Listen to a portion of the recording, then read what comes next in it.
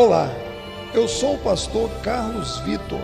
Seja bem-vindo ao nosso canal Personagens da Bíblia. Mas não esqueça antes de deixar o seu like, se inscrever no canal e ativar o sino de notificações. Vamos falar sobre a vida de Neemias. Neemias foi copeiro do rei persa Artaxerxes I e, posteriormente, o governador de Jerusalém, responsável por reconstruir os muros da cidade. Neemias era filho de Ecalias e fazia parte da geração de descendentes daqueles que foram levados para a Babilônia pelo rei Nabucodonosor. Após a queda do Império Babilônico diante do Império Medo-Persa, Neemias aparece na narrativa bíblica com notoriedade. O nome Neemias significa "o Senhor consolou". A Septuaginta, tradução grega da Bíblia hebraica, o descreve como um eunucos ou eunuco, e não como um oinokos ou copeiro. Além disso, ele servia tanto na presença do rei como da rainha, o que aumenta a possibilidade de ter sido castrado. De acordo com a lei judaica, nenhum cujos testículos tenham sido esmagados ou seu pênis decepado será admitido na Assembleia do Senhor. Desta maneira, Neemias não podia entrar em certas partes do templo, o que seu inimigo, Semaías, tentou enganá-lo para que fizesse inadvertidamente, lá em Neemias 6, de 10 a 13. Na corte persa, Neemias possuía um cargo muito importante e de grande responsabilidade, pois ele era o copeiro pessoal do rei persa Artaxerxes I, do ano 465 ao 424 a.C. Isso fazia dele um membro da corte real, que possuía grande influência e prestígio, devido à sua proximidade com o rei e à confiança que ele desfrutava, já que o seu trabalho não envolvia apenas escolher o vinho do rei, mas evitar que ele fosse envenenado. No 20º ano do reinado de Artaxerxes, entre novembro e dezembro de 446 a.C., Neemias recebeu notícias, através do seu irmão Anani, sobre a situação caótica em Jerusalém e a miséria do seu povo. Além disso, ele também ficou sabendo que os muros da cidade estavam destruídos e seus portões queimados. Isso fez com que Neemias ficasse bastante angustiado, e ele jejuou e orou, pedindo pela misericórdia de Deus. Depois, entre março e abril de 445 a.C., enquanto servia na corte, o rei persa percebeu a tristeza no semblante de Neemias e lhe perguntou qual era o motivo da sua tristeza. Neemias explicou o seu problema ao rei e conseguiu dele a permissão para retornar a Jerusalém e reconstruir os muros da cidade, e recebeu do rei um forte séquito que lhe fora fornecido, e com cartas para todos os pachás das províncias pelas quais passaria, assim como para Asaf, o mantenedor das florestas reais, ordenando-os a ajudá-lo. O texto bíblico deixa bem claro que tudo isso aconteceu porque a mão de Deus era com Neemias. Neemias capítulo 2, de 1 a 8. Após obter a autorização necessária, Neemias partiu para Jerusalém. Naquela época, os muros e os portões de uma cidade simbolizavam sua força e dignidade. Daí se percebe a importância do trabalho pretendido por Neemias. Neemias levou consigo todos os documentos que garantiam a legalidade das suas ações. Porém, mesmo assim, ele precisou enfrentar grande oposição. Na verdade, desde o tempo dos reinados de Ciro e Dario I, houve oposição contra a reedificação de Jerusalém. Essa perseguição aos judeus também foi vista nos reinados seguintes, nos dias do rei Assuero e do próprio Artaxerxes.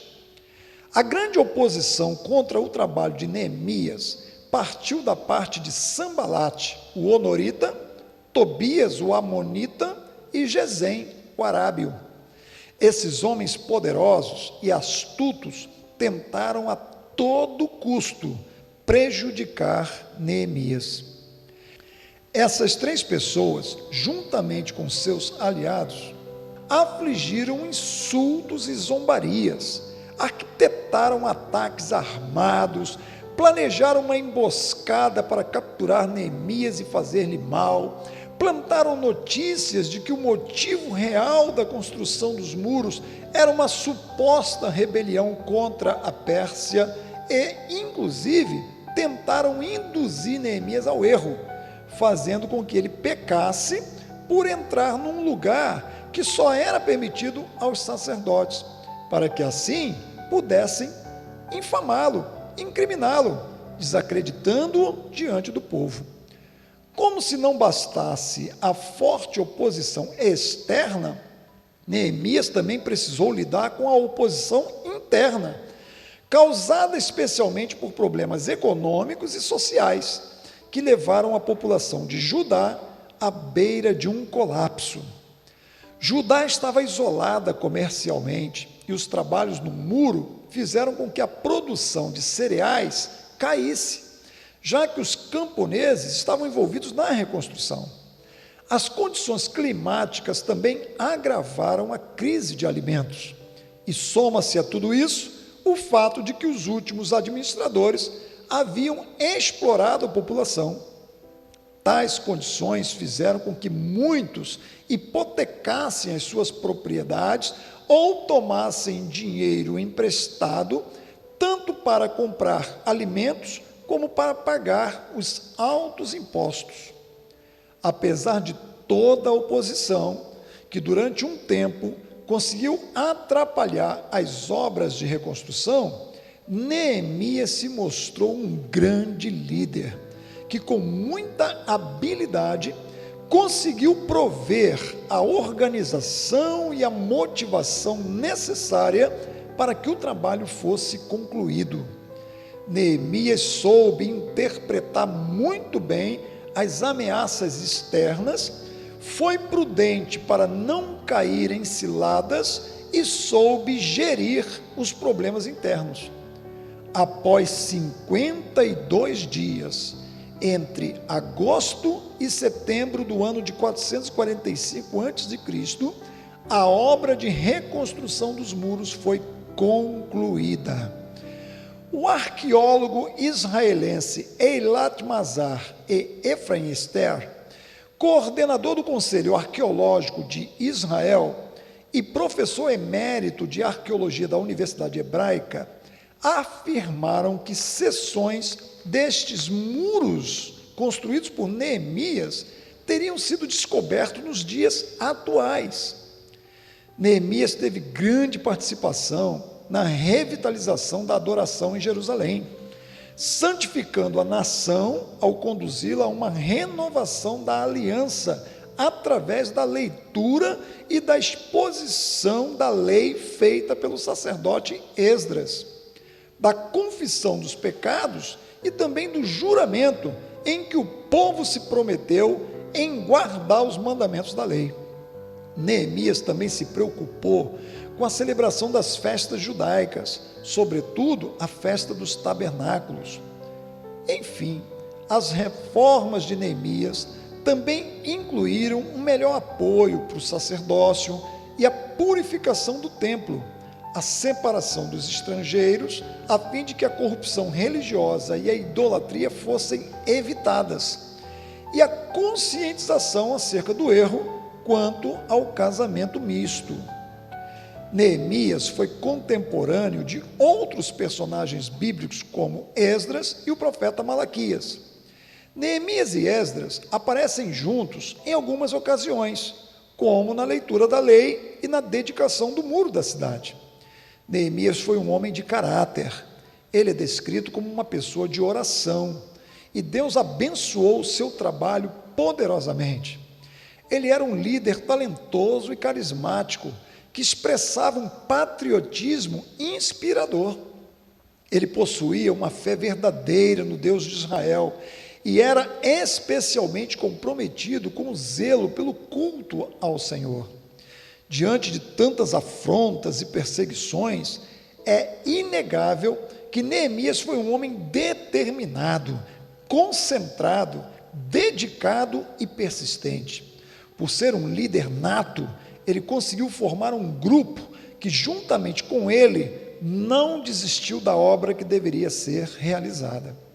Com base na história de Neemias, percebemos que ele era uma pessoa de ação e, impulsionado pela sua fé, ele não ficava apenas esperando que algo sobrenatural acontecesse. Antes, se esforçava para fazer o que tinha que ser feito.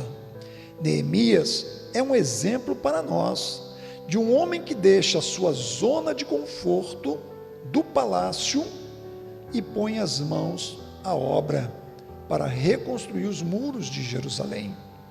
Meu irmão, minha irmã, que nós possamos, ao exemplo de Neemias, nos lançarmos a fazer a obra do Senhor e a levar adiante o nosso chamado ministerial. Que Deus te abençoe e até a próxima.